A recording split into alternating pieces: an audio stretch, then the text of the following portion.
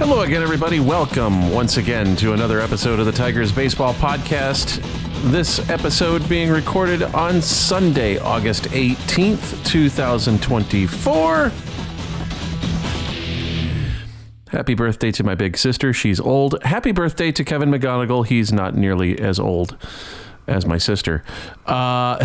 He turns 20 today. Magoo on the injured list for the West Michigan Whitecaps. With a broken hammock bone, he won't be back this year. So there you have that. Let's go ahead and update a couple of other injuries. Mason Englert pitched a couple of innings for the Whitecaps today and looked pretty good in doing so. He's coming back from, I believe, a hip injury, which he was having to deal with over the last few weeks. Casey Mize, I think his rehab start got rained out today. I think the game against Charlotte got rained out because I did not see any notifications for it on my phone. So I don't know what happened there, and I really can't give you any information on it because they didn't talk about it during tonight's game with the big club. I can tell you that Riley Green was activated tonight. He was the 27th man for the special game that the Tigers played, that being the Little League Classic. We'll discuss that in a minute. But he was activated tonight, and AJ Hinch in the pregame show kind of hinted at what's about to happen. He said, I've got, still got Baez on the bench. I've got Ibanez on the bench. I've got Malloy on the bench for now. And he was talking about the fact that there are 7 left-handed batters. At least tonight there were 6 left-handed batters, in the lineup for the Tigers. And if they really wanted to, they could have had 7. They could have had an all left-handed hitting outfield had they chose to do so. But the one left-handed stick that was left on the bench was Zach McKinstry. And again, we'll get into this game shortly. So Riley Green is back healthy. Kerry Carpenter came back last week, has hit 3 home runs since his return to Detroit. What else has happened? My gosh, Jace Young gets called up. See you later to Gio Urshela. He's gone. He's been DFA'd, and DFA means designated for assignment. For those who don't know, he's been DFA'd, and it was a move that was designed to coincide with a couple of things. So Jace Young is up. Trey Sweeney is up. He, of course, was part of the return from the Dodgers for Jack Flaherty. And from what I saw today, Tyrone Lorenzo, who is the other part of that return down at West Michigan, is playing quite well as well. He's a switch hitting catcher, plays a little bit of first base. He'll probably end up being a first baseman because I think Detroit is okay in the catching department for the next few years, what with Dylan Dingler and the old man of the group now, Jake Rogers, playing every day in Detroit. So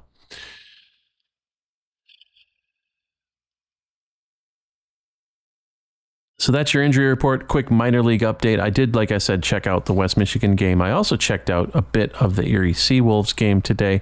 Wanted to see how Max Clark was doing down in single A, high A advanced at West Michigan. Was going to see about listening to the Lakeland Flying Tigers game against the Fort Myers club. But the MILB app sucks, and I could not get audio of that. So I couldn't see if, number one, if Bryce Rayner was playing, and number two, if he was playing, how well he's doing down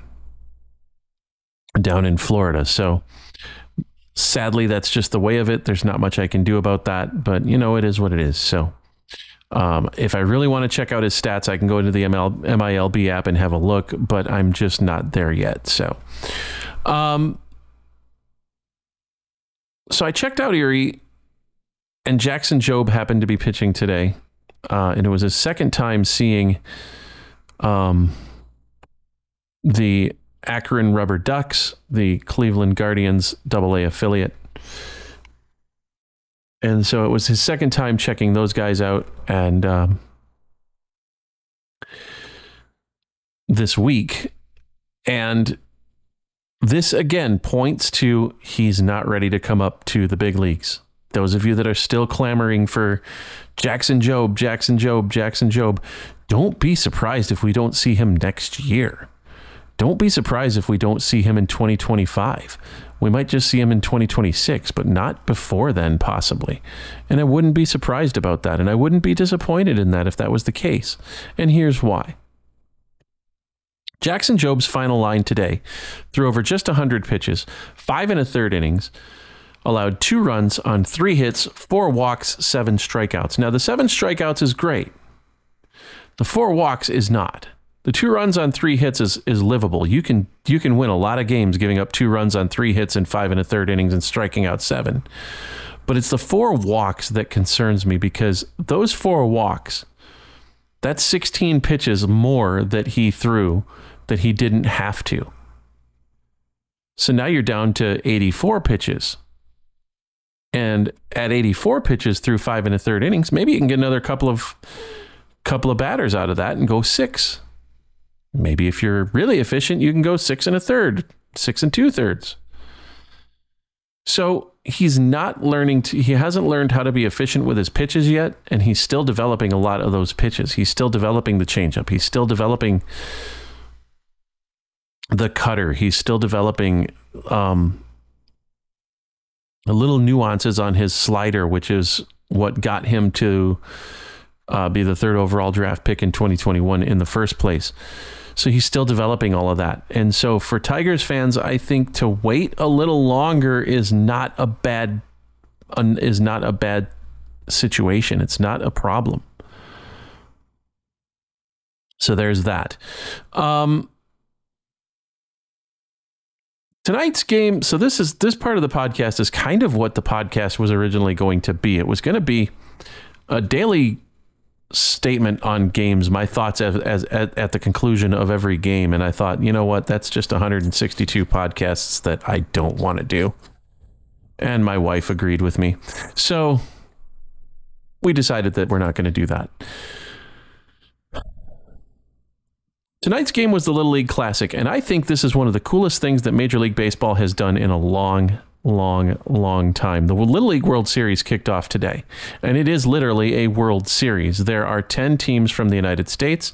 There's a team from Canada, Aruba, Chinese Taipei, Japan, and I forget the other couple of countries that are there, but it is literally an international event. It is a true World Series.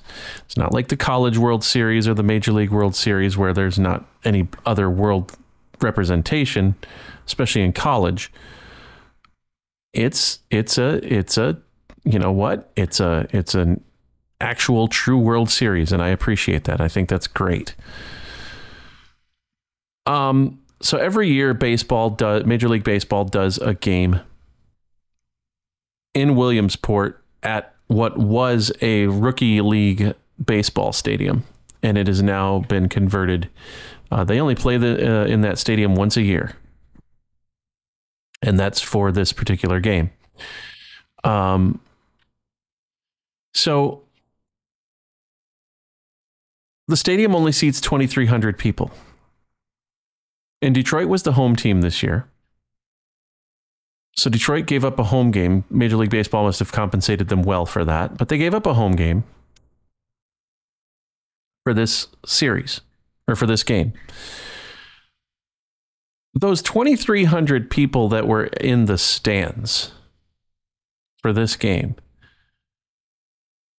were all people that were involved in the Little League World Series. Volunteers who helped with concession stands, who helped with tickets, who helped whatever they did to help get the World Series, the Little League World Series going in Williamsport.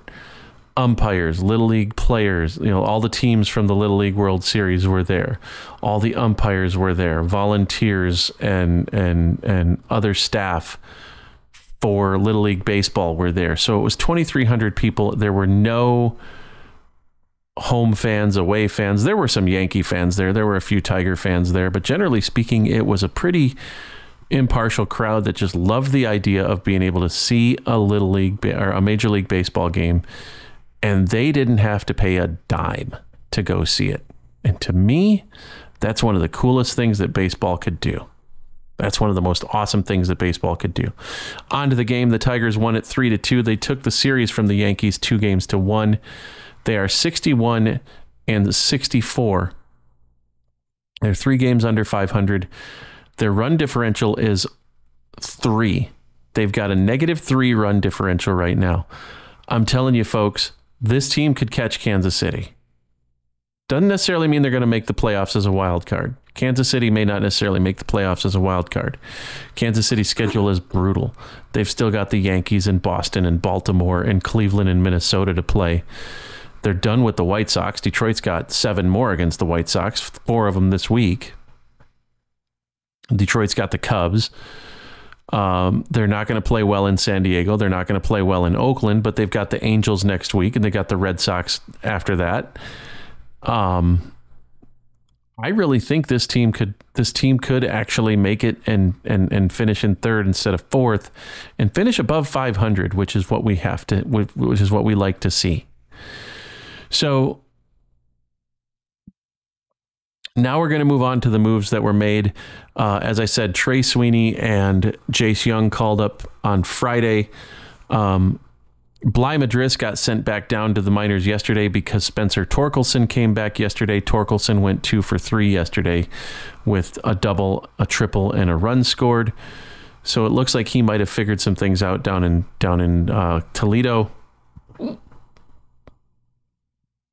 So right now, you got 6 lefties in your starting lineup on a pretty much everyday basis. Parker Meadows, Riley Green, Kerry Carpenter, Jace Young, Trey Sweeney, and Colt Keith. And then Spencer Torkelson is going to be your everyday first baseman. Matt Vierling will play probably some outfield.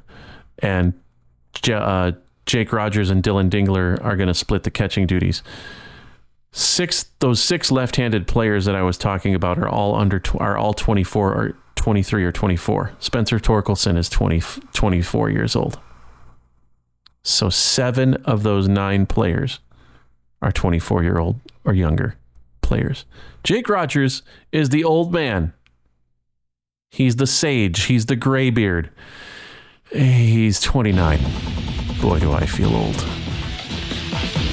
That's going to do it for us tonight. Thanks for listening, everybody. I hope you guys have a great week. We'll be back next week with more of the Tigers Baseball Podcast. Check us out on Mastodon if you want to chat with me via social media at TB Podcast, at tweezcake.social. You can email the show, tigersbaseballpodcast@gmail.com. It's the world's longest email address. I'm proud of that. Until next week, thanks for listening, and go Tigers.